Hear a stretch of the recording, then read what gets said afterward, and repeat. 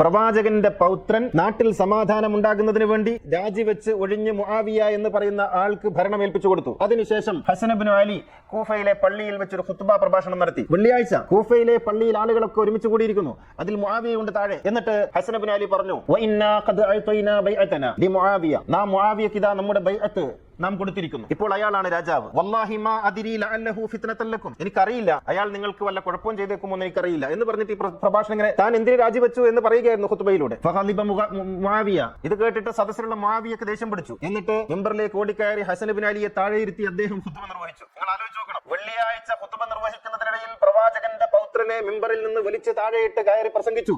ഇത് അൽ ബിദായത്തു വൻ നിഹായ എന്ന ഇബ്നു കസീറിന്റെ പുസ്തകത്തിൽ 8ാം വോള്യത്തിൽ 46ാമത്തെ പേജിൽ എഴുതി വെച്ചതാണ് ഞാൻ വായിക്കുന്നത്.